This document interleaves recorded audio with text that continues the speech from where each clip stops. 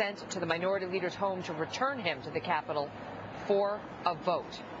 Joining me now, Minnesota Congresswoman Michele Bachmann. She's chairwoman of the House Tea Party caucus.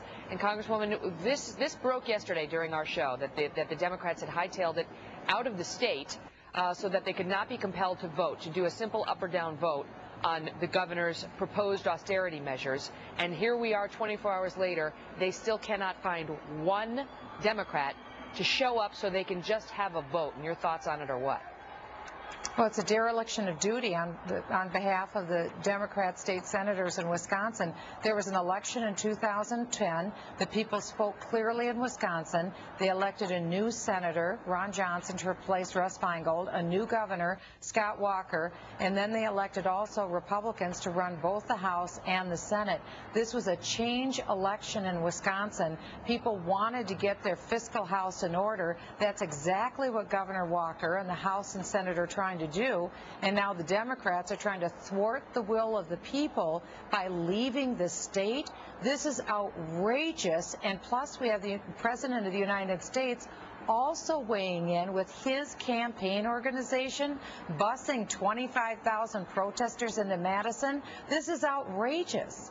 You know, the unions feel, I think, based on what I've heard, that they are the ones being strong-armed, that this is being rammed down their throats, the governor and these Republican lawmakers who have the majorities, trying to take away not just, you know, their ability to contribute X to health care and X to pension, but their right to even talk about it, their right to have any negotiation or bargaining when it comes to funding and otherwise, which they say is just unprecedented and unneeded. That's how they see it. That's why they've taken to the Capitol, and they have the support of the federal government, of the White House.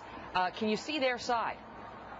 They have the support of the White House, but I don't believe that they have the support of the people of Wisconsin. Again, remember what we're talking about.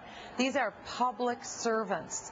They serve the people of Wisconsin. In Greece, for instance, in the streets, what we saw were beneficiaries of government checks who took to the streets because the retirement age was going to be raised from 61 to 63. In this instance, Eric Bolling was on earlier showing that this is simply a contribution is being asked on the part of public servants to pay for part of their health insurance, not even the full part that the private sector counterparts paid for, and part of their pension. This is something that happens every day in the private sector. So now we are at the tipping point. This debate needed to come. It's good that it came. What's shocking is that the White House is weighing in, taking sides, and bringing in a campaign apparatus to set this up. If we look back to what President Reagan did, President Reagan fired the air traffic controllers. We're now on day 3 of Wisconsin teachers leaving their post and leaving the children that they are tasked to serve and not teaching them so that they can go out and protest so they can make more money. This is beyond conscionable, and I'm urging the Governor Walker and the legislatures to hang tough, because I believe the people are with the governor and with the legislature. Does President Obama need to come out with a different message on this, Congresswoman? Because what we've heard so far personally is he called this an assault on the unions, and now we learned that, you know, his campaign group, Organizing for America, is behind a lot of these protests. And today, you know, it's one thing to see people protesting in the streets, which is a fundamental American right.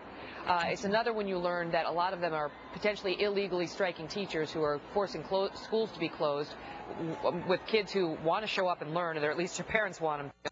And find out that, according to the governor, he personally had his home basically swarmed by protesters with his kids in it, and the police had to come and shut down the street.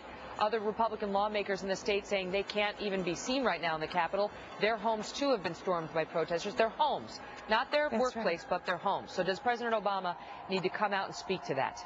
Yeah, clearly he does. This is a heavy-handed overreaction on the part of not only the public servants, the union employees who are impacted by this, but also on the behalf of the White House.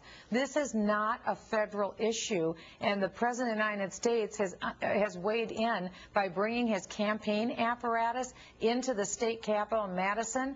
This doesn't even make sense because it's so overreaching. Again, I think what the likely result may be, Megyn, is that I think the people in Wisconsin will not take kindly to this, and I think this will not redound to the benefit of the president and his involvement, nor to the Democrat senators who frankly left their post in a dereliction of duty and left the state boundaries. Already we're seeing promises of similar actions and demonstrations in Ohio, Indiana, possibly also Missouri, New Jersey, and Pennsylvania. So whether it's a federal issue or not, it's certainly gone national. Congresswoman Michele Bachmann, thank you so much.